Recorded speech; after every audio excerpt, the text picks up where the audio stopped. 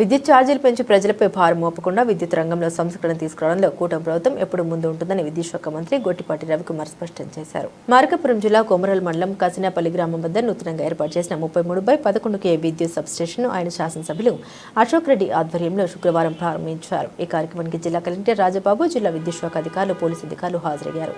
అంతకుముందు గిద్దలూరు ఎమ్మెల్యే అశోక్ రెడ్డి, యువ నాయకుడు ముత్తముల కృష్ణకిషోర్ రెడ్డి, సొసైటీ అధ్యక్షులు సంజీవరెడ్డి, టీడీపీ నాయకులు, కార్యకర్తలు భారీగా పాల్గొని మంత్రికి ఘన స్వాగతం పలికారు.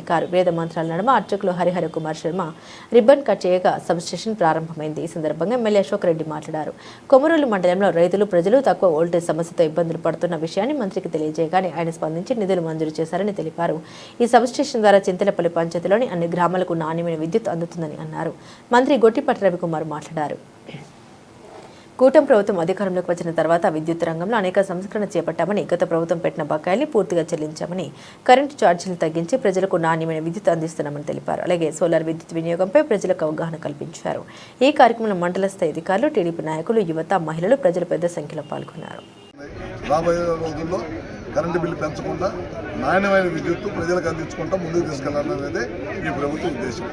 అట్లానే గదులకు సంబంధించి కొన్ని సబ్స్టేషన్స్ కానీ, డివిజన్ ఆఫీస్ కానీ, అట్లానే 220 kV అన్ని ప్రాంతంలో రిక్వెస్ట్లు ఉన్నాయి. వాటి మీద భూసేకరణ చేస్తున్నాం, భూములు కూడా తీసేసుకుంటున్నాము. తొందరలోనే ప్రాజెక్టు ప్రకారం ఒక్కొక్కటి వరుసలు ఇచ్చుకుంటూ వెళ్ళిపోయి గిద్దలూరు, మార్కాపురం, కనిగిరి ఈ ప్రాంతాల్లో కొత్తగా ఏర్పడిన జిల్లా మా డిపార్ట్మెంట్ తరపు నుంచి ఏ ఒక్క సమస్య ఉన్నా సరే తీసుకొని తప్పకుండా చేస్తాము. అట్లానే మన పక్కన కనిగిరిలో కానీ, మార్కాపురంలో కానీ రిలయన్స్ సమస్య వచ్చింది. బయోగ్యాస్ ప్లాంట్లు పెట్టిస్తున్నాము. మన అశోక్ రెడ్డి గారు కూడా అడిగారు, మా ప్రాంతంలో కూడా ల్యాండ్ ఇస్తాం పెట్టించమని. తప్పకుండా ఆ ప్లాంట్లు పూర్తి చేసిన తర్వాత ఇమీడియట్గా దీన్ని కూడా చేస్తాము. లేకపోతే ఇంకేమైనా ఇండస్ట్రీస్ వస్తే కనుక మా దగ్గరికి ఇన్వెస్ట్మెంట్కి తప్పకుండా మా ప్రాంతాన్ని అశోక్ రెడ్డి గారు గిద్దలూరుని చూపించి తప్పకుండా ఇక్కడికి ఏదో ఒక ఇండస్ట్రీగా కూడా కావాలని గిద్దలూరు ఎమ్మెల్యే గారు ఇప్పటి నుంచి అశోక్ రెడ్డి గారు అడుగుతున్నారు. తప్పకుండా చేస్తామని చెప్పి తెలియజేస్తాం. ఓకేనా? Thanks sir. రాబోయే రోజుల్లో కరెంటు బిల్లు పెంచకుండా నాణ్యమైన విద్యుత్తు ప్రజలకు అందించుకుంటా ముందుకు తీసుకెళ్లాలనేదే ఈ ప్రభుత్వ ఉద్దేశం. అట్లానే గదులకు సంబంధించి కొన్ని సబ్స్టేషన్స్ కానీ, డివిజన్ ఆఫీస్ కానీ, అట్లానే 220 kV అన్ని ప్రాంతంలో రిక్వెస్ట్లు ఉన్నాయి. వాటి మీద భూసేకరణ చేస్తున్నాం, భూములు కూడా తీసేసుకుంటున్నాము. తొందరలోనే ప్రాజెక్టు ప్రకారం ఒక్కొక్కటి వరుసలు ఇచ్చుకుంటూ వెళ్ళిపోయి గిద్దలూరు, మార్కాపురం, కనిగిరి ఈ ప్రాంతాల్లో కొత్తగా ఏర్పడిన జిల్లా మా డిపార్ట్మెంట్ తరపు నుంచి ఏ ఒక్క సమస్య ఉన్నా సరే తీసుకొని తప్పకుండా చేస్తాము.